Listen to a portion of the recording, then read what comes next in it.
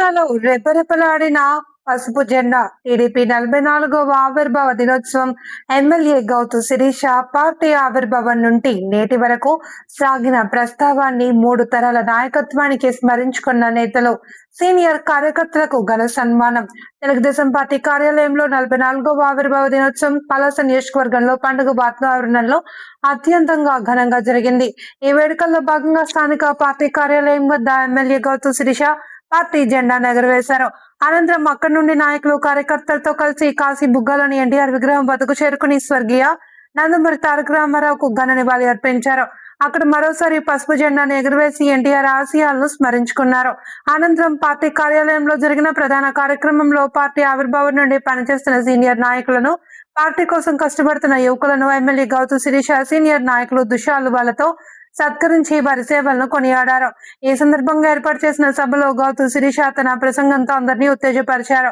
ఈ కార్యక్రమం తెలుగుదేశం పార్టీ గీతాన్ని, వర్తమానాన్ని, భవిష్యత్తును అద్భుతంగా ఆవిష్కరించింది. గౌతు శిరీష నాయకత్వంలో పలాస నియోజకవర్గంలో పార్టీ మరింత బలంగా ముందుకు సాగుతుంది అనే నమ్మకాన్ని కార్యకర్తల్లో నిలిపింది. ఈ కార్యక్రమం నియోజకవర్గ స్థాయి నాయకులు, కార్యకర్తలు పాల్గొన్నారు.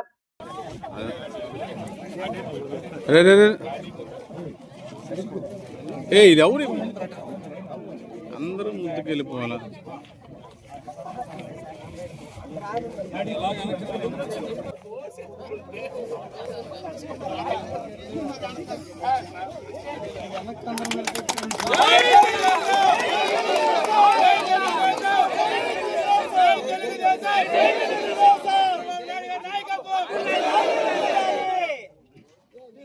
బాగుందా?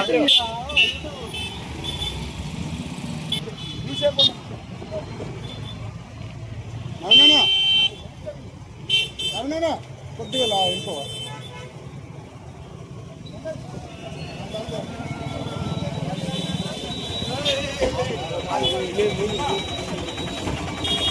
అన్న కొద్దిగా వెనక్కి రండి అన్న, వెనక్కి నీవి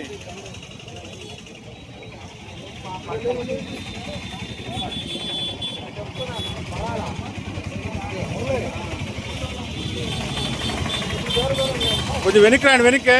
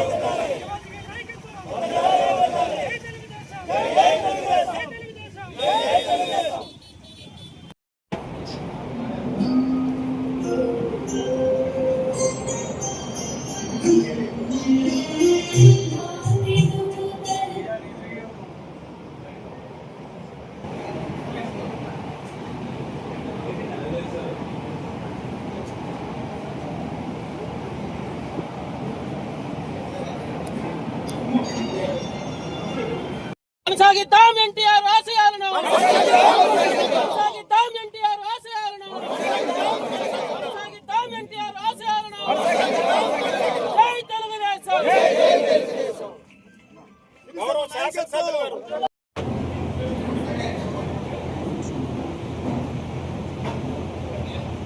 రాష్ట్రంలో కాదు, భారతదేశంలో ఉన్నారు. భారతదేశంలోనే కాదు, ప్రపంచ వ్యాప్తంగా ఉన్నారన్న విషయము మనందరికీ చంద్రబాబు నాయుడు గారి అక్రమ నిర్బంధం అరెస్ట్ జరిగినప్పుడు తెలిసి వచ్చింది. చంద్రబాబు నాయుడు గారు కూడా అన్ని కోట్ల మంది విదేశాలలో కూడా ఆయన అభిమానులు ఉన్నారన్న విషయం. మరి అటువంటిది గత సంవత్సరం కూడా మనం జరిపించుకున్నాం. ఈ సంవత్సరంకి అంత ప్రత్యేకత ఏంటి? ఏదో 44వ అంకె ఉన్నదన్నదే కాదు. మనం అధికారంలోకి వచ్చి ఇంకా పూర్తిగా 2 సంవత్సరాలు కాలేదు. మే నెల వస్తుంది 2 సంవత్సరాలు. ఎన్ని సాధించామండి, ఎన్నెన్ని సాధించామండి ఒక్కసారి ఆలోచించుకోవాలి. పూర్తిగా అక్కడిగా కాదు, ఈ గత 5 సంవత్సరాల్లోనే పాతాళానికే తీసుకెళ్లిపోయిన మన ఆంధ్ర రాష్ట్రాన్ని భూమి మీద తీసుకొచ్చి నిలబెట్టడమే కాకుండా మీదకి పైకి ఇంకా పైకి అభివృద్ధి వరకు నిద్రపోకుండా పరుగులెత్తిస్తున్న చంద్రబాబు నాయుడు గారు, లోకేష్ గారు, వారికి అండగా దండగా అప్పటికి ఈరోజు రాజకీయాలంటే కులాల మీద మతాల మీద నడుస్తున్న ఈ రోజుల్లో నిజంగా ప్రతిరోజు అసెంబ్లీలో కానీ బయటకు వెళ్ళినప్పుడు కానీ ఒక మాట వింటుంటానండి. అలాగే వచ్చేస్తుంది. మీ పలాస ప్రజలు మాత్రం 3 తరాలుగా గౌతు కుటుంబాన్ని ఆదరిస్తున్నారు, మమ్మల్ని గెలుపులో పంపిస్తారంటే ఆ వెనక పలాస పాత సోంపేట ప్రస్తుతం పలాస నియోజకవర్గాలే. అది మామూలు విషయం కాదు చెప్పడానికి. ఎందుకంటే ఈరోజు ఎక్కడ చూసినా కుల రాజకీయాలు నడుస్తున్నాయని తెలుసు. అయినా కూడా తాతగారి పోరాటాన్ని నాన్న 6 సార్లు ఒక శాసనసభ్యులుగా ఈ ప్రాంతానికి చేసిన అభివృద్ధిని దృష్టిలో పెట్టుకొని మాకు అభివృద్ధి జరగాలన్నా మంచి జరగాలన్నా గౌతు కుటుంబం మీద మాకు నమ్మకం ఉందని మీరు నా వెనక నిల్చుంటే ఈ రోజు అసెంబ్లీలో 3వ తరం నాయకురాలుగా అసెంబ్లీలో ఉన్నానంటే దానికి కారణం కార్యకర్తలే, తెలుగుదేశం కుటుంబ సభ్యులే. ఇవన్నీ ఒక ఎత్తైతే 2019 వరకు ఉన్న శిరీష వేరు. రాజకీయాల్లో రావాలని ఏ రోజు అనుకోలేదు, తీసుకురావాలని నా తండ్రి గారు కూడా అనుకోలేదు. ఎందుకు చెప్తున్నానంటే ఈరోజు కాలేజీ రోజుల్లో ఉండగానే యువ నాయకుల పేరుతో బ్యానర్లు కట్టించుకొని